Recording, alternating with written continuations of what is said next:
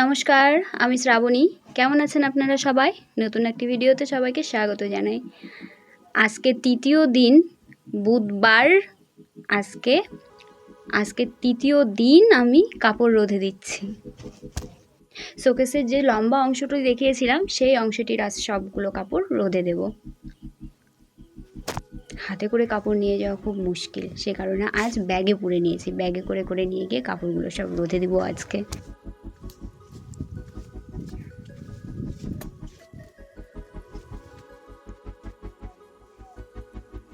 আজকে এই বাঁশটাতে কাপড় নাড়ে দিতে গিয়ে ভেঙে গেল, তাই এখানে একটাই দিয়েছি, আর ওই যে ওই পাশে দিয়েছি আজকে সব কাপড়গুলো। এই শাড়িটা আমার মাকে গিফট করা প্রথম শাড়ি। আর এই যে পরপর 4টে শাড়ি দেখছেন, এই 4টে শাড়ি মা এখনও খোলেনি, নতুনই রয়েছে। ওই পাশে 2টো শাড়ি, আর ওই যে আরও এক ব্যাগ, আরও আছে অনেক শোকেসের মধ্যে। তারপর একটা গোটা কাঠের আলমারি রয়েছে, সেই আলমারির কাপড়গুলোও দিতে হবে রোদের মধ্যে। এখনও এই 2-3 দিন হয়তো চলবেই কাপড় রোদে দেওয়া।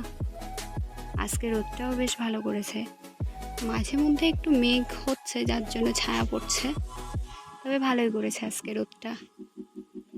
ব্যাগের বাকি শাড়িগুলো যাই, এবার বাকিগুলো নিয়ে আসি।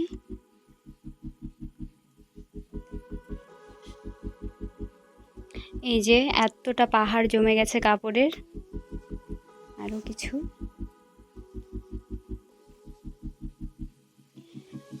এদিকে বোতলগুলো ধোয়ার জন্য রেখে দিয়েছি, আগে এই বোতলগুলো পরিষ্কার করে নিই। তারপর ভাবছি স্নানটা সেরে একটা নেমন্তন্ন আছে, সেই নেমন্তন্ন বাড়িতে যাব, এবং তারপর বিকেলে এসে শাড়িগুলো গোছাবো। এখন আর এই রৌদ্রটার মধ্যে এখানে বসে শাড়ি গোছানো অসম্ভব। আমার ফার্স্ট ফোন ছিল কুলপ্যাড, মডেল নাম্বার কত ছিল ভুলে গেছি, তো ফার্স্ট ফোনটা নেই, তার কভার এটা। সেকেন্ড ফোন ছিল আমার এই ফোনটা, রেডমি 6A, এবং থার্ড ফোনটা আমার হাতে, এবং এটা তার কভার। থার্ড ফোনটা আমার মোটোরোলা G62 5G। এক হাতে ভিডিও করতে গিয়ে ভিডিও যায় উল্টে। চলে এসেছি আমরা সেই গ্রামে, যে গ্রামে আমাদের নেমন্তন্ন রয়েছে। নেমন্তন্নটা ছিল এক মহাপ্রভু বাড়ির। প্রচণ্ড রাস্তাতে রৌদ্র ছিল। এই জায়গাটাতে এসে মনটা এতটা প্রাণ জুড়িয়ে গেল যে এখানেই দাঁড়িয়েছিলাম আমি আর বাবা মিলে খানিকক্ষণ। বেশ ছায়া ছায়া জায়গা, মৃদুমন্দ হাওয়া বইছিল। চলে এসেছি আমরা সেই বাড়িতে, আমার এক দাদার বাড়ি। তো এখানে কীর্তন হচ্ছিল, মহাপ্রভুর ভোগের কীর্তন। এখানে কিছুক্ষণ আমরা কীর্তন শুনলাম। তারপর পাশে আত্মীয় বাড়িগুলো ঘুরছিলাম। এই দেখুন সামনে ওটা কি, আমি ওকে কাছ থেকে ক্যাপচার করতে পারিনি, কাছ থেকে আমাকে ক্যাপচার করতে দিচ্ছিলই না। কালো বেড়াল, এটা বাচ্চা অবশ্য। আরও 3টে রয়েছিল, 3টেই কালো। এখানে ভোগ দর্শন করতে আমি চলে এসেছি। ভোগ দর্শনে দুর্ভোগ কাটে। এখানে বসে পড়েছি আমরা প্রসাদ অন্নভোগ নেবার জন্য। সামনে দাদু। তারপর বিকেলবেলা বাড়ি ফিরে এসে আমি এই শাড়িগুলোকে নিয়ে বসেছিলাম। আমার তৈরি আরও একটা ব্লাউজ। লাটকানগুলো কেমন হয়েছে একটু বলবেন।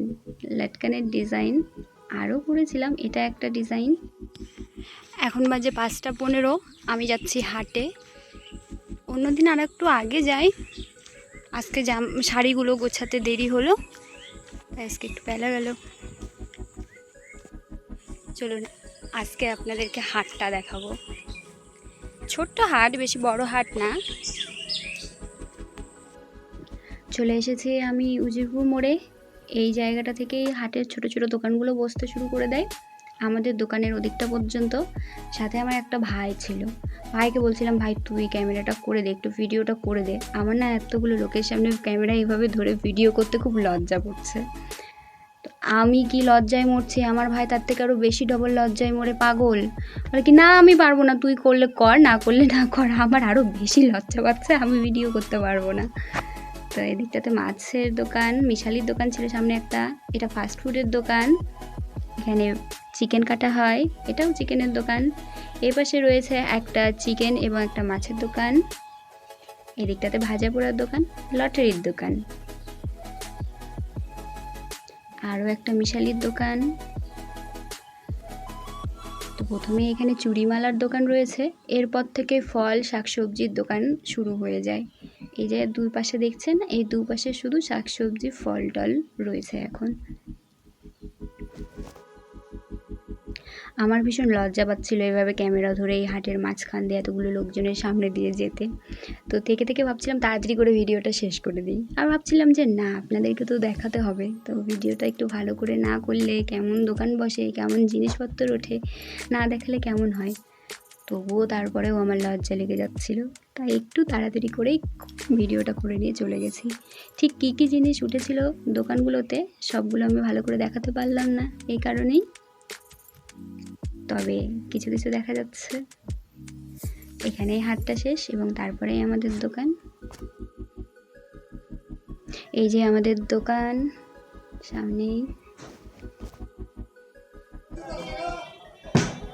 এটা এসে প্রচণ্ড গরম, ফ্যান দিলেও সাথে সাথে খুব একটা ঠান্ডা হয় না, ফ্যান দেওয়ার প্রথম অবস্থা তো অনেকটা গরম হয়, ফ্যানটা খানিকক্ষণ চলার পরে একটু ঠান্ডা হয়। তো এই হলো আমার মেশিন, আমি সেলাই করি, তত বুঝতেই পেরেছেন আপনারা হয়তো আমার আগের ভিডিওগুলো দেখে।